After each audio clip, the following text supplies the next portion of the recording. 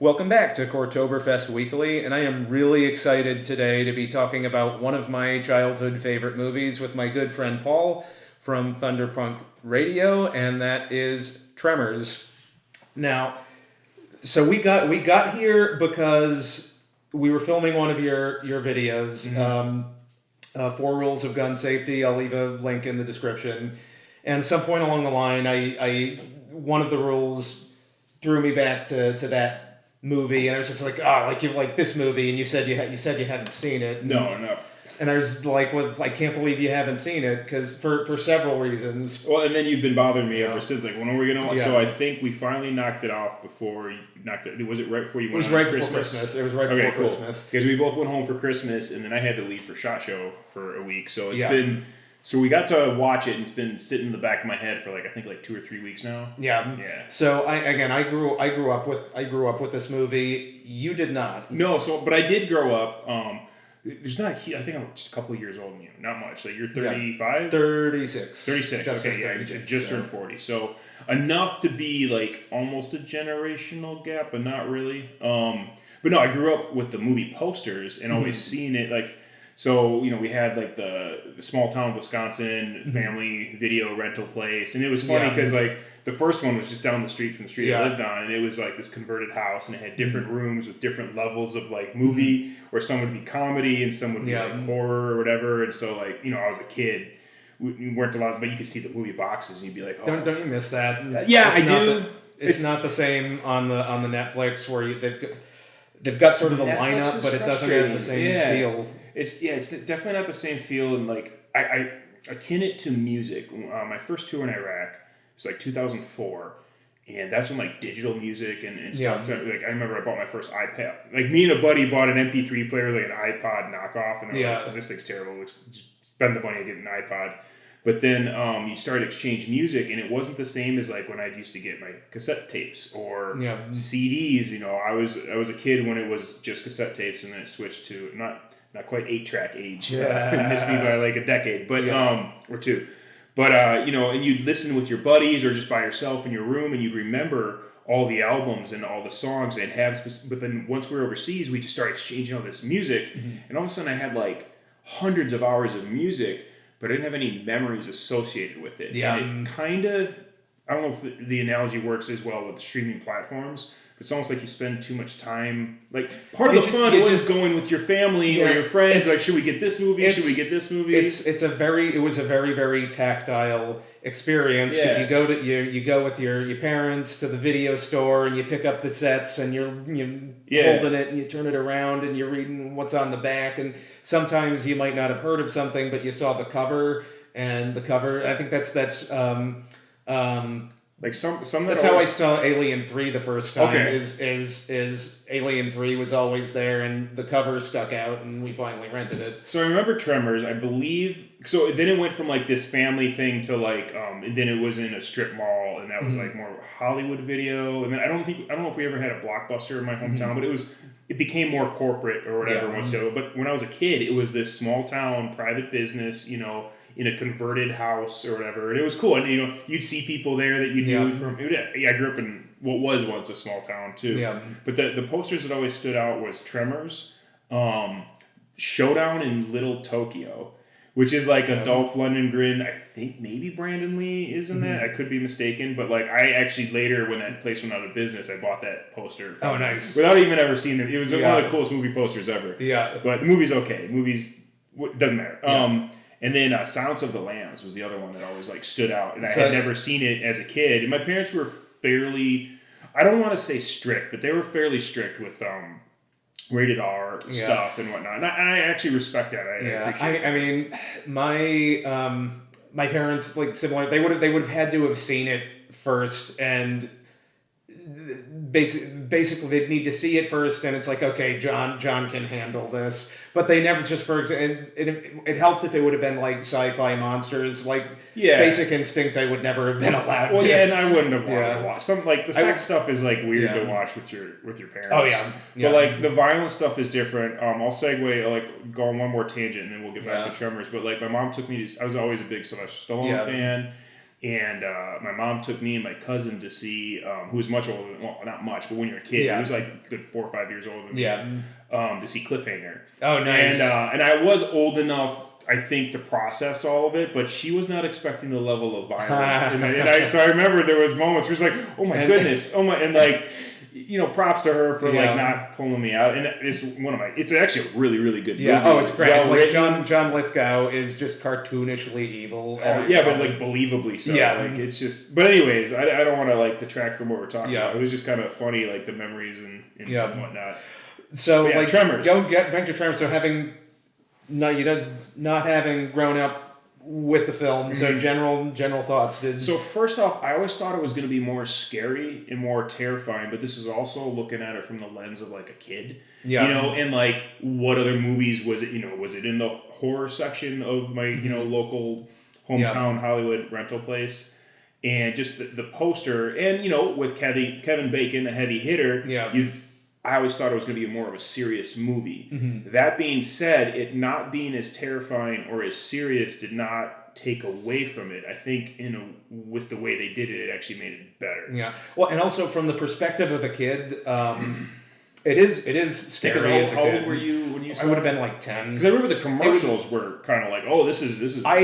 I was at least 10. I was probably under 10. So there's the scene where the doctor gets eaten in front of his wife, and it's like as a kid, it's like that. Those scenes were pretty like intense as far as how intense the movie gets, or whatever. It's still kind of tongue in cheek. But I do kind of love that, like how quickly you get eaten depends on what they want to do with a given scene. Like is the whole dramatic. He's getting sucked into the dirt, and then other times when Nestor gets killed, it's just through the tire. Yeah, they don't really stick really strict to the world they established, and that's fine. I think it works with the. I thought overall I liked it. I could see why it's a cult classic. I can see why like people love it so much. So if you saw it when you were 10, this came out in 1990. So like I would have been 8 years old when this came out. Because I was born in 82. So 1990 is if my math is right. So I would have been 3. Yeah, not when I didn't see it. Right. Didn't see it when I was 3, but that's when it would have been out. Right, but I liked it, and one of the things, because you kept telling me about this character, that I wonder how much of it is now, because for those that don't know, I've worked in the film industry for the last I wouldn't say 12 years, because 3 of it I was in film school, but all I ever wanted to do was be a soldier and then a filmmaker. Or really sounds cheesy, but be more like a warrior, not just a soldier, paid to follow orders. But I've been in martial arts my whole entire, since I was 4 or 5, and I've always been into that sort of thing. And then after my time in the military was done, I went to Hollywood.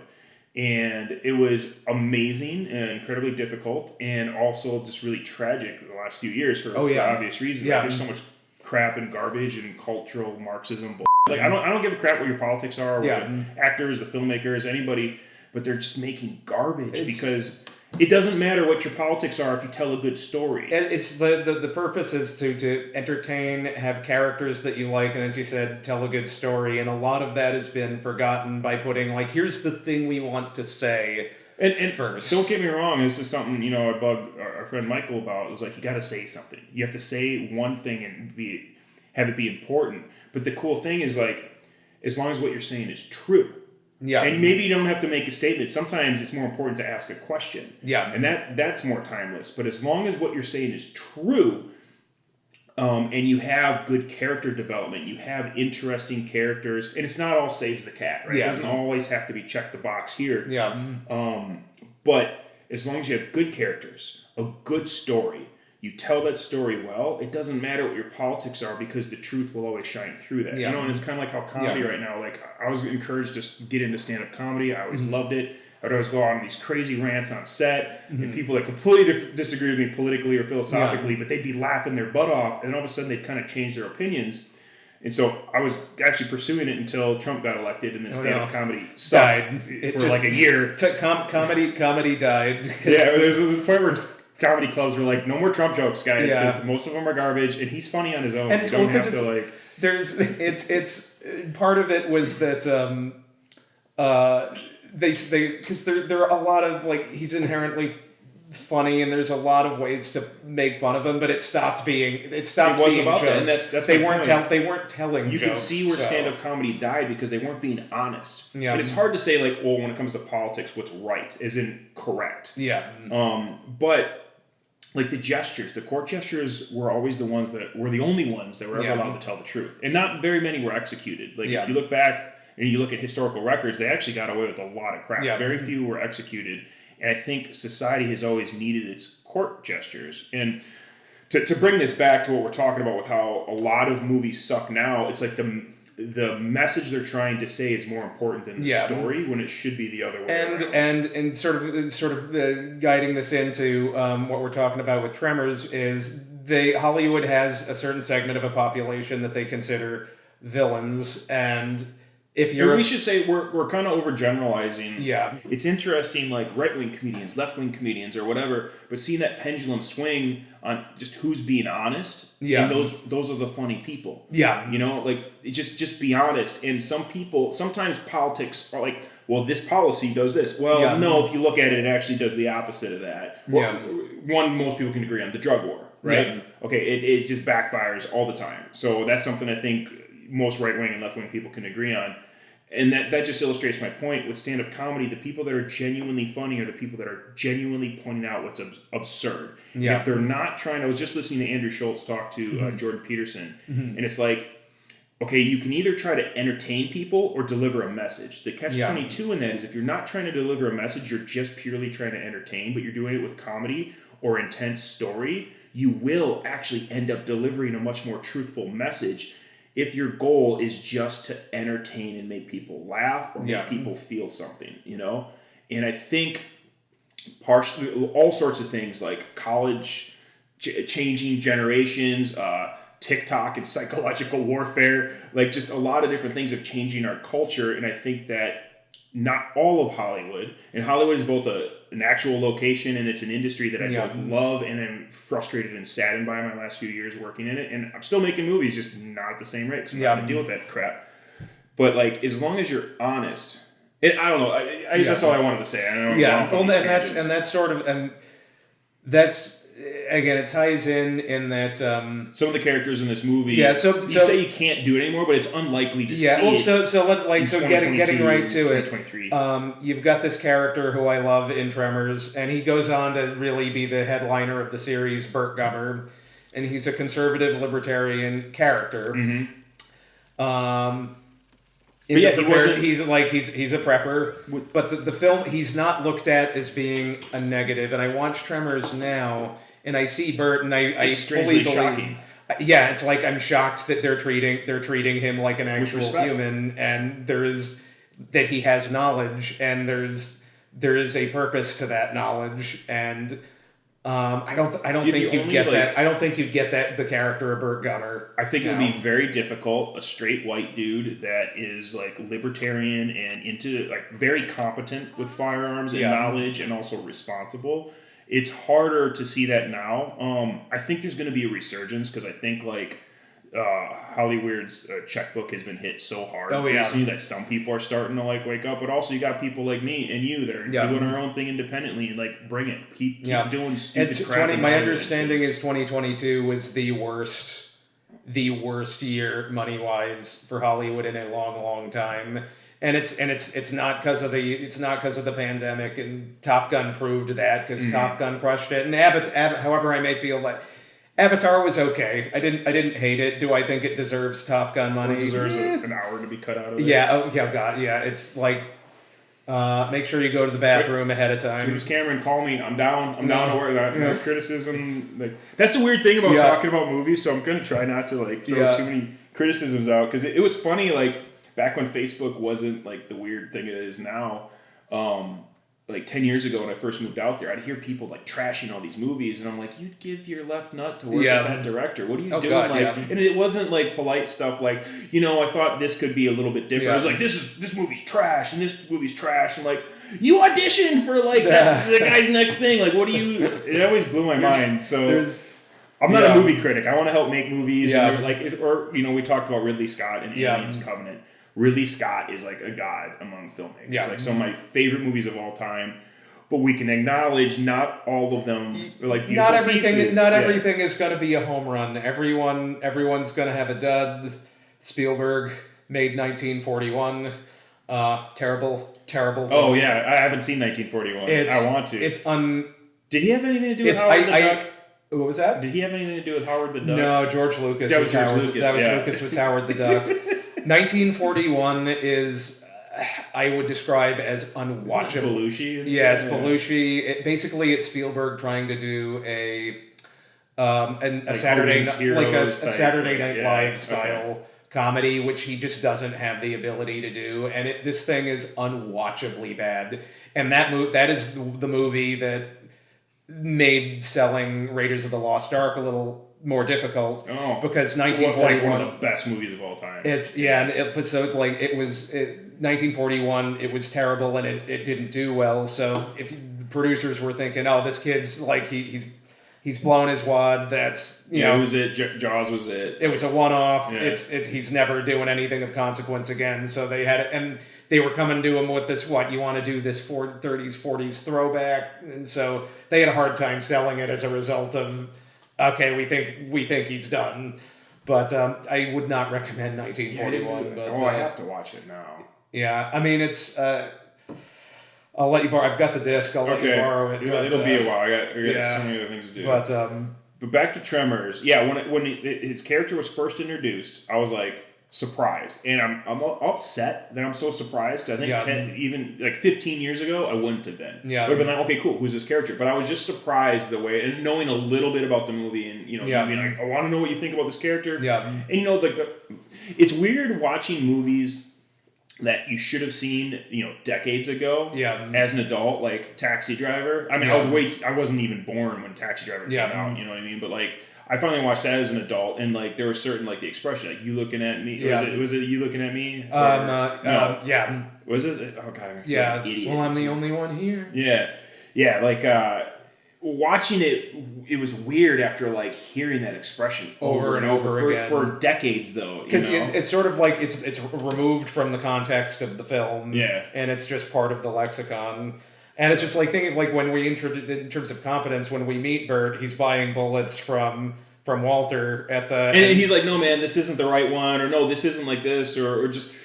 So all of like the firearms technical information was like, I thought it was dead on. And here's the other thing too, like I know a lot more about like defensive and fighting and like combat style stuff. I know a little bit about hunting stuff, but there's so many like crazy calibers. And although I do hunt and I'm trying to hunt more, being a filmmaker in LA, working those crazy hours, it was hard to get back to Wisconsin or wherever to do my hunting. So like I hadn't done a bunch. A little bit growing up, and then. But there's just so many different rounds and stuff, and I thought that was cool that he wasn't like a combat guy. He's we have all these firearms for different things, and so that was neat. And I love that Walter's like bullets are bullets, and it's like, well, I'm pretty sure that's not true, but it's like they're in the middle of nowhere, right. and why would he know that? It's like, I got you the thing, and so that's you sort of it does a brilliant job of, we get his competence, and then immediately in just a very natural way he has this quick back and forth with Val and Earl, where you just sort of get his whole worldview, and it's like it's like the government and a worldview that after like the coof and everything doesn't seem that like just seems like, oh, that was the one guy that actually made sense, and I love that he's. Sorry, I love that he's the father from Family Ties. I just started to dive back into Family Ties, and like, so instead of this like hippie kind of hippie father, kind of left leaning dude or whatever, which I don't know if, especially compared to now with how far like the goalposts have moved, if that character would even be left wing in Family Ties, but like to go from that to this and to do it competently and not just believably, but like to hear that he loves to play that character. Yeah. Too. Oh yeah, and he kept coming back over and over again. But I mean, it's interesting because I go back to, I was in California. I lived in LA for 10 years, and sort of the coof went down, and I remember like, it's like, all right, I should go get go to the grocery store, and you get there and it's swamped. It's funny that we didn't know each other, because like you would have been ready to, like, in January I started calling people. Yeah. January I was at SHOT Show again, and like my friend whose house I was staying at was in China, and he's like this goofy, weird computer programmer dude. Like, I love him to death. I'm a pretty weird guy too, so I'm not like trashing on him. But like, he's like walking around outside. He's like, nobody's out. I'm like, yeah, man, you're in ground zero, dude. Like, and everybody's calling me paranoid for like 3 months. Yeah. I call everybody. I was like, go get extra groceries, go get toilet paper, go get a gun. And they're like, toilet paper? Like, you're not freaking out about the gun part. You're freaking out about just go do these things. And the few that listen to me, they're like, oh, thank God. Yeah. Listen well, because I mean, it's like basically it was like I went to do my grocery shopping right before the 2 weeks to slow the spread, and just mobbed, and just stuff was gone. It's like, okay, what is here that I can, and it's like, who this wouldn't have happened to? Burt Gummer. You know who it didn't happen to? The guy that had 6 months of... I had a 1-bedroom apartment in Hollywood Hills, but I always had about 6 months worth of food in there. And my thing wasn't like pandemics. My thing was like, it's not like there's not earthquakes in Southern California, or forest fires where parts of the city get evacuated, or terrorists, or just who knows what. Yeah, I mean, you're always hearing about, it's like, that the big one is coming, like the bit, like, just on the earthquake front alone. Well, so. Now I have like a family of deer that live on my property. I went from a 1-bedroom apartment to like an acreage. Like, so it's. I don't want to say it's less important to have food stores, but like, I was also, you're in the heart of Los Angeles. There's not enough like food on the shelves to feed everybody that live. You know what I mean? Yeah. Like, so, and we're segueing, but like, or we're going off on tangents here. Yeah. But yeah, what year did you get to LA? 2010. Okay, so we were there about the same time. Yeah, I was there from 2010 to this last July, 2022, with the year living in Wisconsin when Hollywood shut down. Yeah, and it was all stupid and whatever. Yeah, but so Tremors.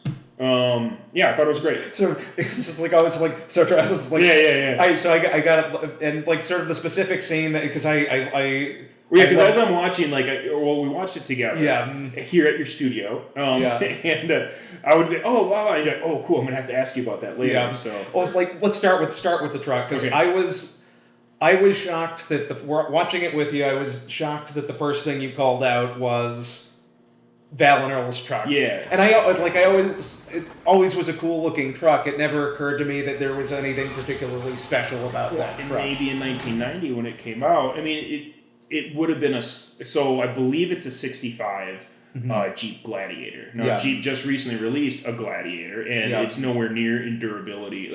So Jeep's now owned by Fiat, so a lot of Jeeps are actually rebadged Fiats, and they suck.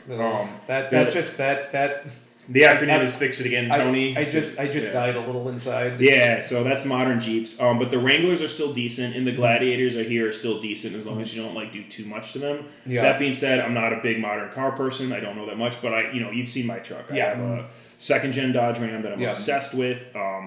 My grandpa running this construction company that I grew up next to, heating, electricity stuff. They bought a '94 Dodge Ram, and Dodge Ram changed the face of everything. And I spent a lot of time. My dad would use the work truck to drive me into karate every night. So lots of memories in this Dodge Ram. So I'm obsessed with them. But moving out to California, and I finally had my first Dodge Ram. I bought it right before I moved out there, and then BLM land, and then a place where I teach a lot of firearms and stuff. It's too bad we didn't know each other sooner. So I would have loved to have taken you to some of these courses. But you'd have to drive over these crappy roads to get to California Tactical Academy is where we teach with Drake and Training Division and Tier 1 Solutions. Go check them out. Yeah. So having a truck and just all that desert, all that BLM land was great. And so when I saw that truck, I'm like, God, I would have loved it. It's a 65 Gladiator. Very durable, very reliable, very simple. And it was, I think, in 65, that was before Chrysler, if I could be mistaken, but before they owned Jeep. So it was a separate... I think it was a separate company. It is, and just you look sort of they pack all their stuff in the back of it. And it's like that is look, and it's funny you mentioned California and go. So my friends and I did a little Star Trek fan film. This was 10 years, 2013. So going on 10 years ago, and we shot it in Tehachapi. And at the time, I had a Honda Element, and it was up this steep hill, and I'm trying to get up there in the Element, and it's just the brakes are just going to give, and we're going to barrel down this hill, and that's going to be it. So I'm assuming that the Jeep would not have had that. No, it wouldn't have had any of those problems. And so you change out you can change out all these parts, but like you can't get like, you know, it's like when we're talking about firearms. You know what I mean? There's not one perfect thing. For cars, a minivan does a lot of stuff really well. A Corvette does a lot of things really well. They don't do the same things really well. So it's the same thing with like you know, a truck. Where like when I built my I had someone build my transmission. It's built for that kind of stuff: off-roading, towing trailers, like going slow uphill. Now we could have built it for going really fast. But if it's made for going really fast, it's not as good at doing that other stuff. It'll overheat and whatnot. And so that's like just the perfect truck for that movie, for those older guys. Not older guys, but I mean for those dudes that maybe don't have a ton of money. Because back then you could still buy older. In the 90s, you could still get 60s and 70s vehicles for not a lot of money. Now, like, you're going to pay a lot. Basically, badass, awesome. You could do a lot with that truck. Fix all the stuff that needs to be fixed kind of on your own. You only need you don't need to be a mechanic. I mean, obviously transmission, but like that thing will last forever as long as you take care of it. And you said, I believe what you were saying is that truck, like if you found that specific, like it'd probably be quite a bit of money to get it. Oh yeah, nowadays for sure. Not even like that movie truck, but just a '65 Gladiator is going to be worth a lot of money. Yeah, because I assume not a lot of them are left around. Well, there's two reasons. One, they're heavily modified, and people will still use them. And even stock, like I would use that to go out into the desert. But I'm not into rock crawling. Respect for those that are. That's where you break shit. You know you're gonna break. That's shit, where like you're driving along and you're doing the whole. But like I like off roading in the sense of like fire trails or just nothing that's because I off road my daily driver. You know what I mean? So just going camping, exploring stuff, more kind of overlanding or whatever. But so. There are people that will still buy that and modify the crap out of it, and then there are people that'll buy it and resto mod it, like put modern stuff in it, but they want the body style or the rigid frame and all that. Or there are people that'll just restore it. So you got like 3 different people going after that type of vehicle, and specifically with Jeeps, you know, there are Jeep freaks or Jeep heads that they just love. It's kind of like the new Tacoma, like certain off-road, So I think that vehicle would fetch a decent amount of money if it was working well right now. Okay, so from there, I want to go into like specific scene in the basement, and one of my favorite shots in a movie.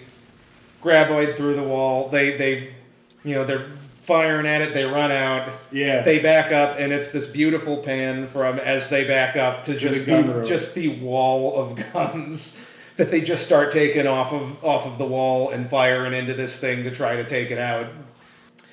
And it's a beautiful. I think a beautifully done scene. It is because you don't realize they weren't like teasing it or anything. It was just like the way they showed it, and it's funny looking at it now because I have so many friends like gun YouTube friends, and like my buddy Eric. Check out Iraq Vet 8888 Eric and Chad in their podcast studio.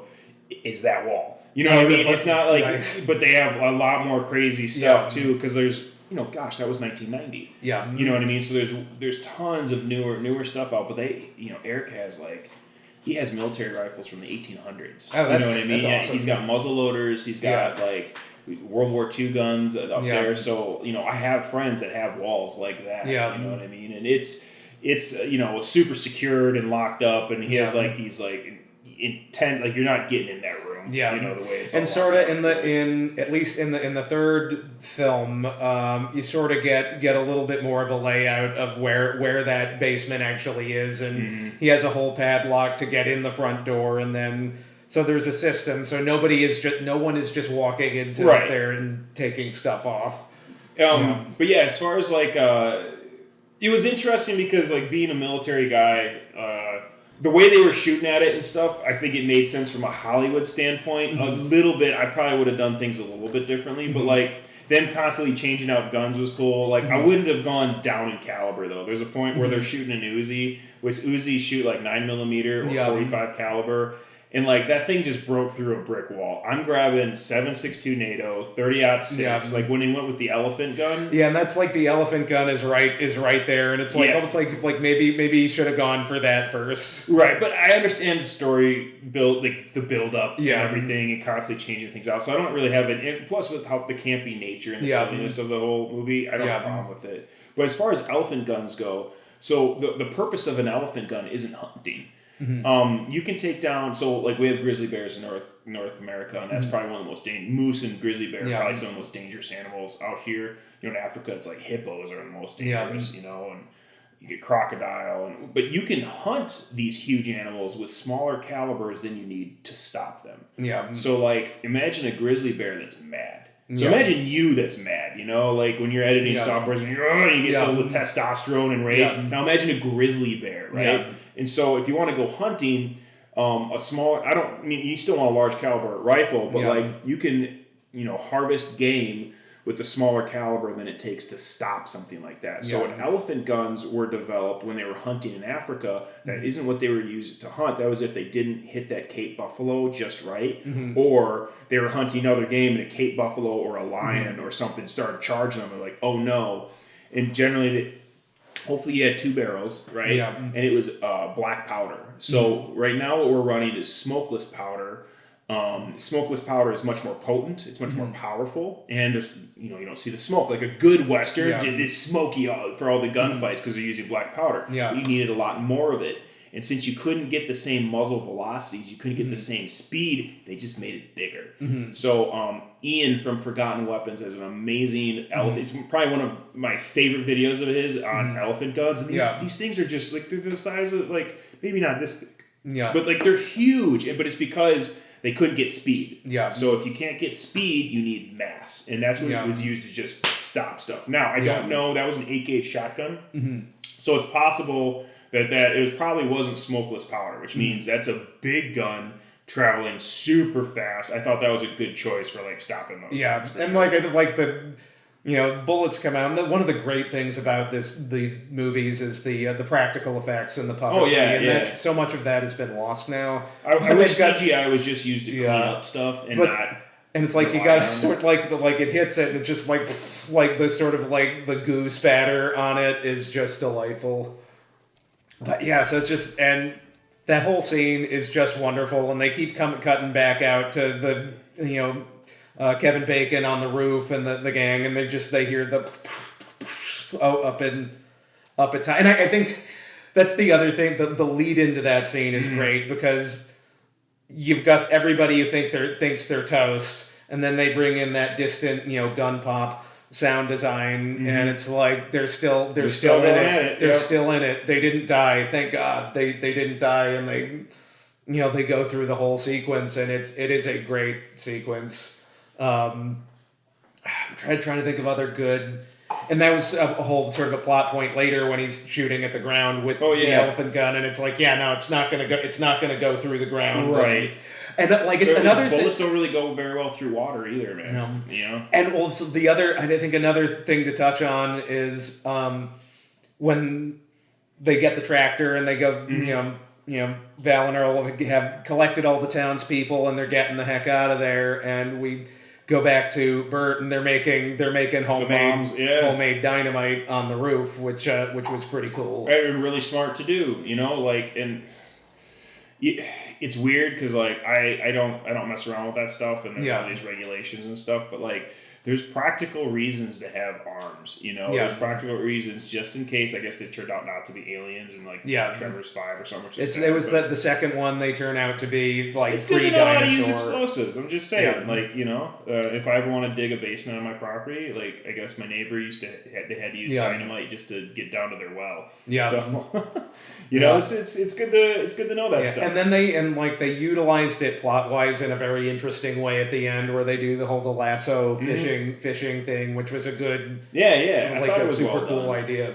Yeah, I wasn't like there wasn't the funniest thing to me, which I think I was giggling at this point, but it made perfect sense, the pole vaulting. Oh yeah, pole vaulting was so silly. You guys know how to pole vault. Made perfect sense. It was just like, thank God those long tubes of whatever were just. The other thing I love is I love when Earl tries first, like he doesn't quite. Well, I'm glad they showed that because it made it more believable. But then just like the music and like the silhouettes of them all, this is not the Tremors that I thought it was going to be. It's that cheesy '90s score, which is. But the movie knew what it was. You know what I mean? Like it just that scene is like polar opposite of, as a kid, what I thought that movie was going to be. But it was still great. It was hilarious. So. Yeah, and the whole entire supporting cast is great. Fred Ward is great, And Fred Ward's excellent in the second one as well. He's a one that comes competent, back. seasoned actor. He's Yeah, talented he guy, was, and so. that was like I believe it was last year. Last year, just recently died. Oh, okay. Yeah, which as Sorry a to hear fan, that. that was sad to hear. Yeah. But Rhonda, the female lead. Oh yeah, Grace, she's great. Yeah. and well, this is where like I get aggravated with like we don't have strong female characters. It's like that was.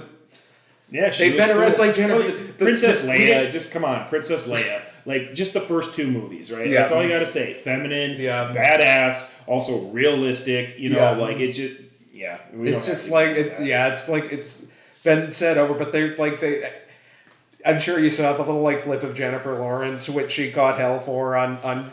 Yeah, Twitter. I feel bad because she's also talented and like Yeah.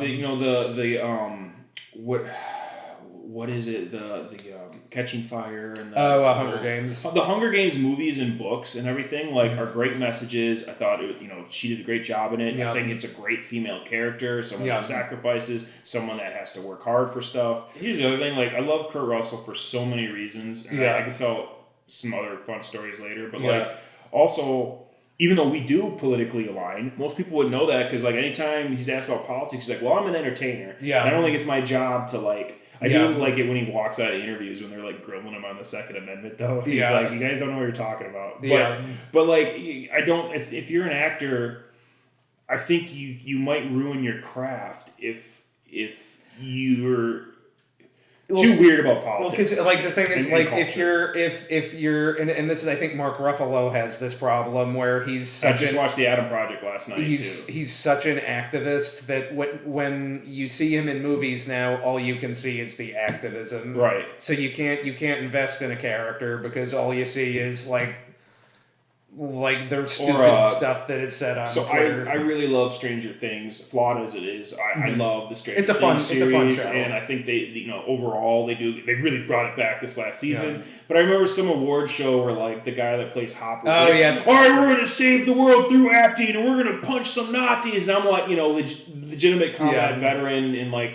Weapons and tactics instructor, security, like been through stuff, and I'm like, bro, you don't know what the hell you're talking about. You just made it harder to watch you. Yeah, you just made it so much because now I'm going to think of like this stupid, like punch some Nazis, man. Like this is a silly mantra for people that don't really understand what's happening in the world. Yeah, and it's a shame because he is like insanely talented actor. I think. I think the last season he got a lot better. Like his character, even though the side plot for Stranger Things this last season was pointless, the whole Russian stuff. They just needed to get him from point A to point B. Yeah, so it was still a fun ride, and I think his performance. I think he really matured as an actor for that, and I'm looking forward to seeing him in more stuff. But before was like, this is good. Did you see Violent Night? No, and I don't know. Michael made some jokes about that too because like the Fat Man. I gotta watch the Fat Man. I see. I haven't seen. Mel Gibson forever. But like Mel Gibson, like a little crazy, but very good actor. Well, no, name an artist that isn't crazy though. Oh yeah, you absolutely. know what I mean? Like Jesus, look at us. So. I'm not gonna like. I wouldn't even bring that up because like working in Hollywood, I know famous people that have done said way worse stuff than like whatever makes somebody else controversial. I don't even think it's worth mentioning. Yeah. So. But I would. Violent Night was a lot of fun. It's exactly what. But then it's also got John Leguizamo in it. Who also needs to like just do push-ups, bro. Yeah. Like just stop. Like, it sells its, and I think this is why I was able to sort of push past all the stuff with the actors' personal lives. Is that they sold it as Die Hard with Santa, and it's Die Hard with Santa, and that's all I wanted. And you and I also are into different types of movies too. Yeah. So I'll check it out eventually. Yeah.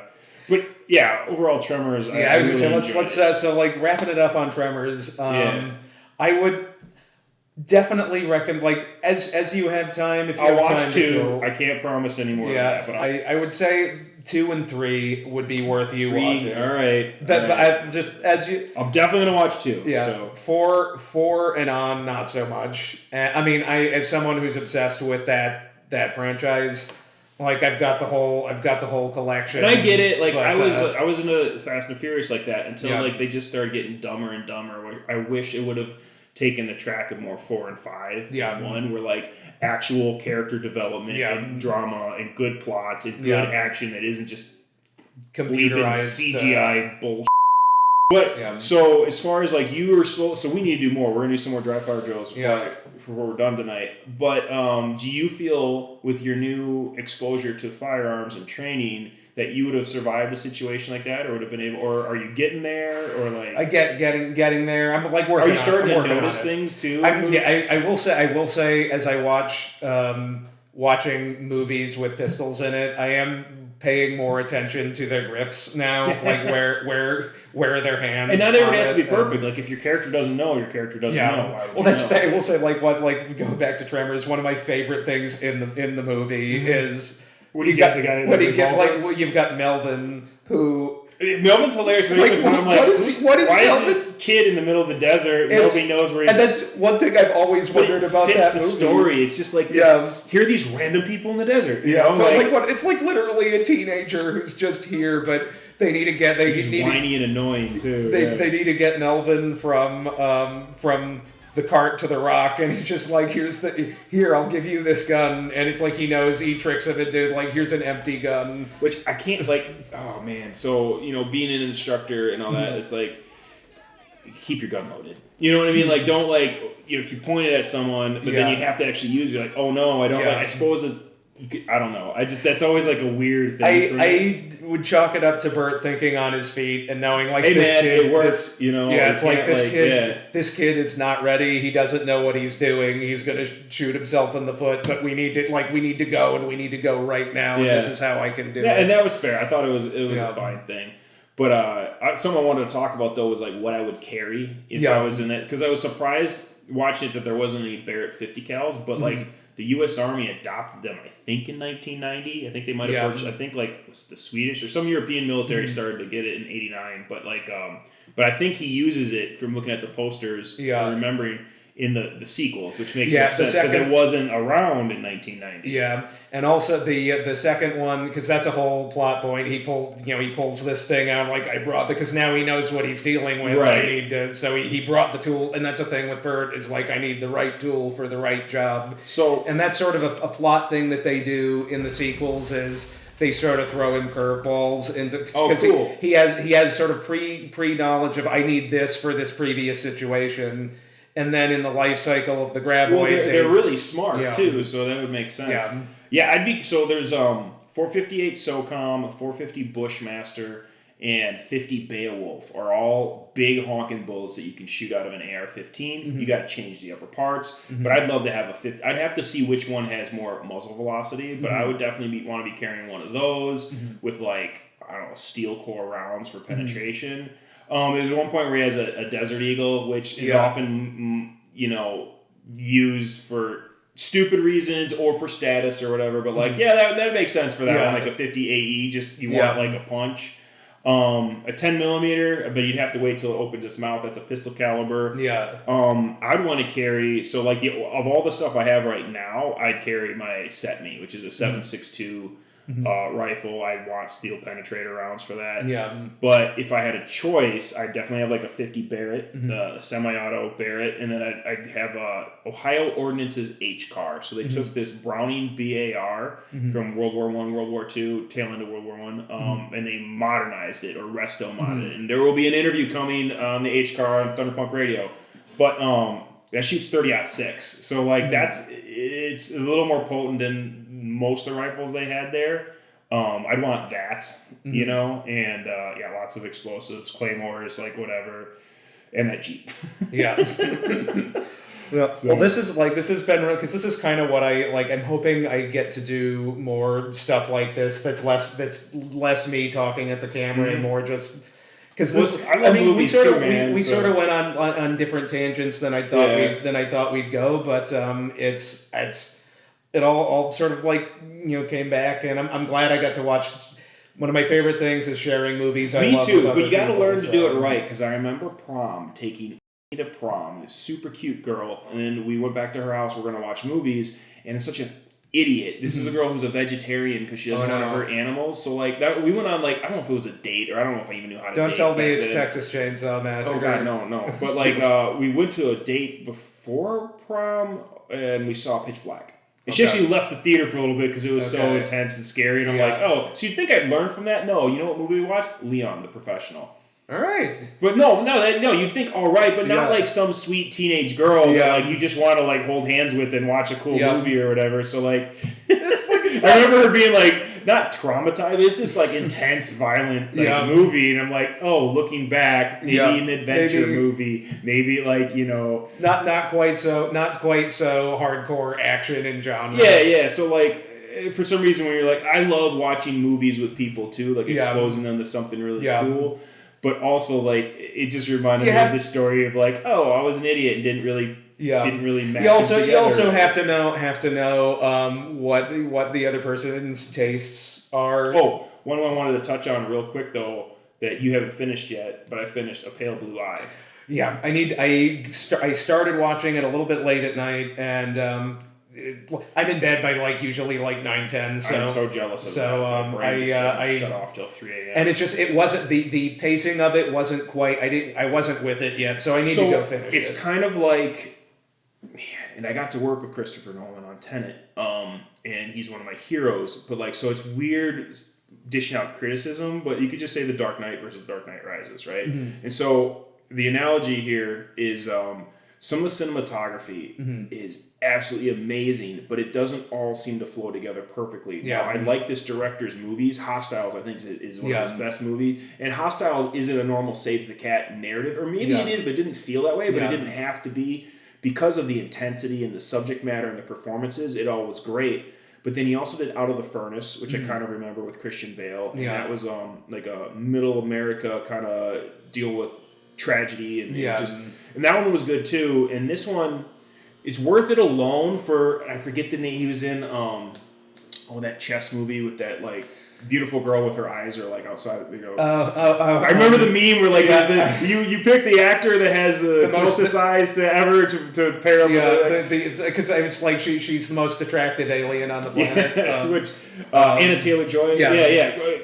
I loved everything that she's been in so far, but that dude was one of her chess mentors, but he plays Edgar Allan Poe in this, and his performance, the movie is just his performance alone worth it, 10 out of 10. The scenes that, for where I'm at in the film, the scenes with the two of them to get together are the ones that have been engaging me. Yeah, he's brilliant. Christian Bale is great as always. I think his character would have benefited from maybe cutting a couple things out a little bit, and just there's something about the movie where it's all these beautiful pieces, and I solid 8 out of 10 for sure. All right, I'm comparatively to what's going out there now, 9 out of 10ish, but there's just something that's a little disappointing because all the pieces are so good. Yeah. And I was hoping it would be, was it Den of Wolves? I was hoping it would be 7 level of intensity, or because you feel like it's going there, or what was a couple others? I was thinking of them earlier, 7 or